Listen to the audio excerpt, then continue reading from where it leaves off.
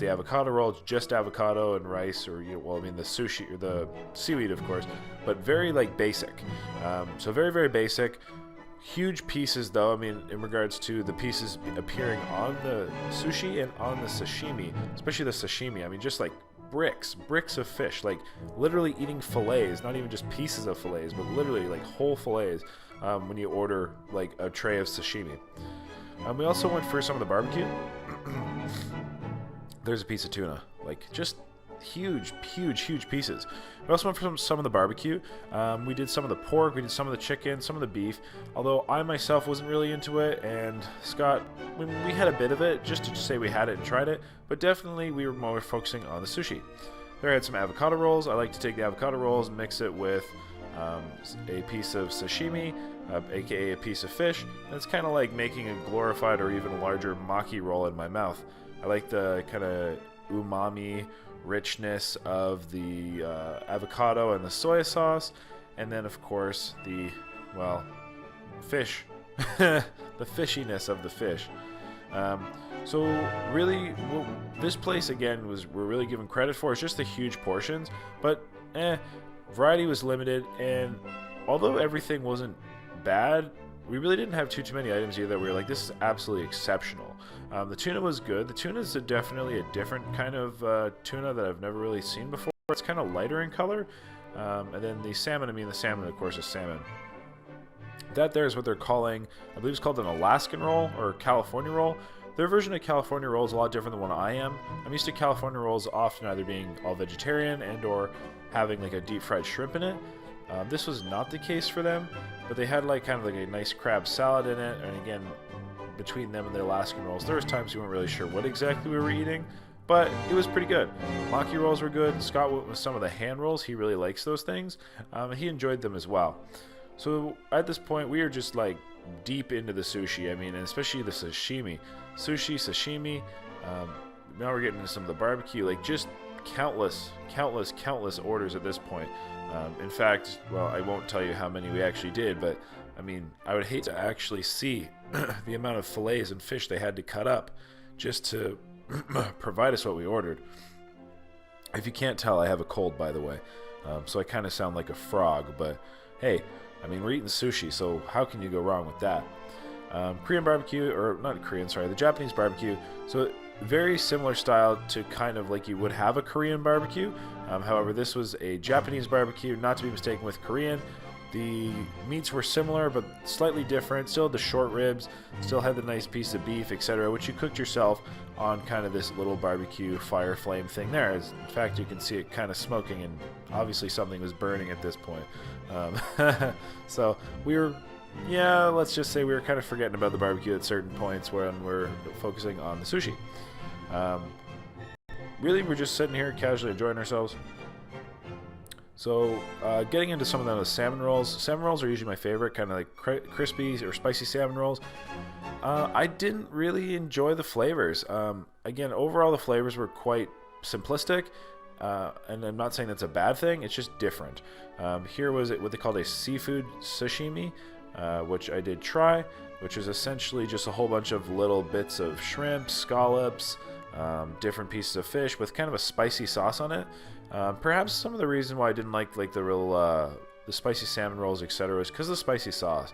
The spicy sauce was very different than I'm used to. I'm kind of accustomed to like a spicy mayonnaise kind of style of sauce, whereas this version of sauce, as you kind of saw it on that spicy sashimi, seafood sashimi dish, is just kind of like a red, almost hot sauce. Like it almost reminds me of like a sauce you'd put on like chicken wings, like a hot sauce you'd put on chicken wings. So it was just very different. But again, not bad, just very different and not quite to my preference as much as like a spicy mayonnaise would have been. I guess just more what I'm kind of used to.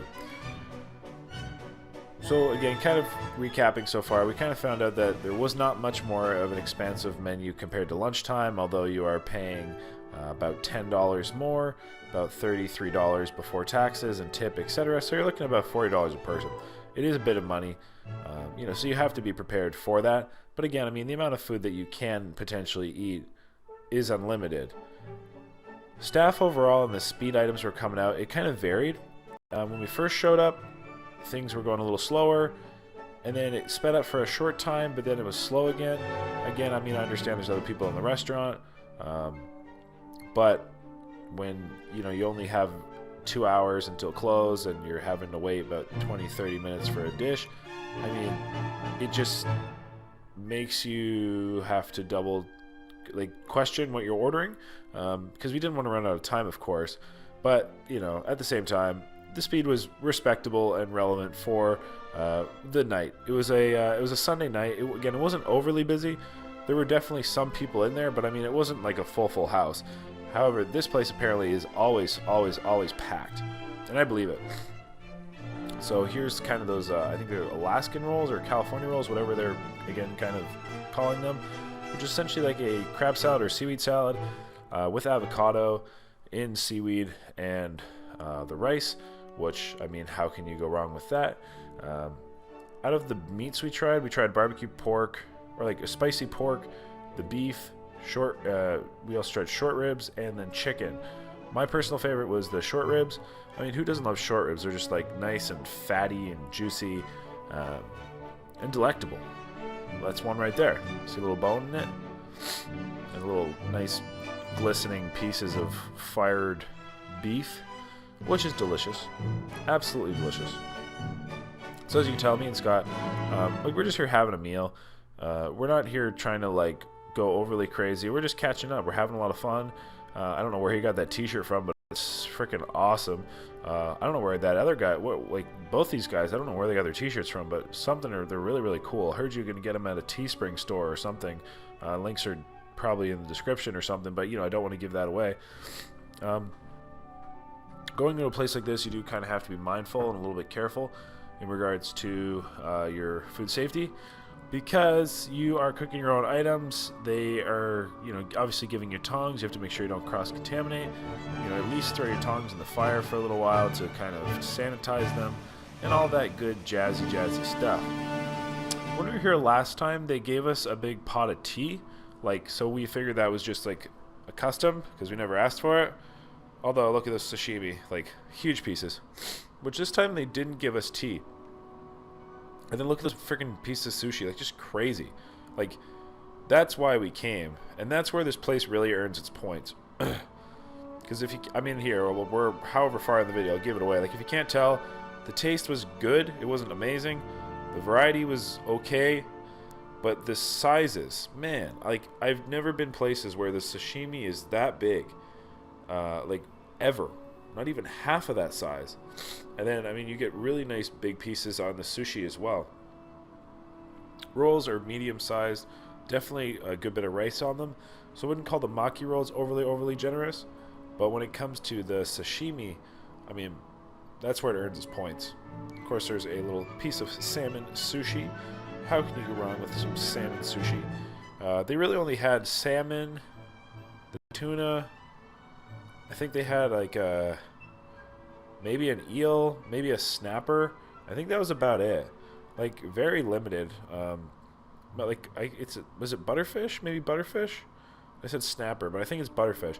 There's only, like I said, there's really only 4 or 5 options. I didn't actually show the menu to the camera, I don't believe, but I should have. Because a few more options I think would have been nice, especially just with the price tag. But, I mean, again, you go to just douse yourself in sushi, and that's what we did. And because of that, I'm not complaining. I mean, we literally priced out how much it would be to go buy a salmon fillet, and I'm sure we ate about 5 of those or 6 of those each, just with those crazy pieces of sashimi. So now this kind of comes down to the question, like, if you're in Vancouver and you want to do an all-you-can-eat sushi, like, should you come here? And that was kind of the dilemma that we were faced with. If you would have asked me a year ago, I would say yes. And at lunchtime, I still think the value is good enough where I would say yes. At dinner time, well, let's just say we actually sized up the other options for all-you-can-eat sushi in Vancouver, and there didn't appear to be too many other really good viable options, which we were really surprised about because there's a lot of good quality sushi in Vancouver. It just didn't appear that the downtown Vancouver is really offering too much when it came to all-you-can-eats. I would recommend coming to this place at lunch. I mean, what was nice about at dinner, which at lunch there was a limited pieces of sashimi, it was only 8 each. When you go for dinner, it is unlimited. But just, you know, be aware that you're really going for like a more traditional style, again, very simplistic sushi. So again, it's like straight fish. It's like, you know, straight avocado. It's not a lot of spicy sauces. It's not fancy sauces. It's not, you know, like anything spicy is not even a spicy mayonnaise. It's literally like a more like just straight kind of weird hot sauce. So like if you just want straight up fish, this is the place to go. Again, like you can just go eat copious amounts of fillets, huge pieces of sashimi, and they obviously keep bringing them. Like we had no issues. We did have to ask for the paper always. Like we always had to ask for the next order sheet. It was never just provided. So, you know, I don't know if that was them trying to slow us down or not. But just ask for your order sheets. Get your food.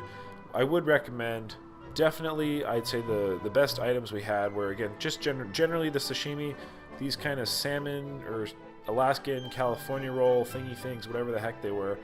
And then, I mean, the barbecue was good. I mean, you gotta, if you're gonna go, it's all included, so you gotta get some of those short rib actions in. So that, everybody, I want to thank you for joining me on my sick, snotty nose, but yet delicious sushi endeavor. Hopefully my scattered brain thoughts of this head cold are congruent enough and make sense, because I don't even make sense to myself right now. With that, everybody, thank you so much for watching. Hope you enjoyed the rest of the video. You're going to watch me and Scott even crush a little bit more sushi here. In fact, if you want to see a tally for the total, take a guess. Guess how many pieces of sushi and sashimi we ate. And there's some really cool clips of Granville Island, which is a must-see in Vancouver at the end. So that, everybody, enjoy the rest of the video, and huge thanks to Scott. Scott's the man. You guys will see him in some of my videos, and if you're not familiar with him, get to know him.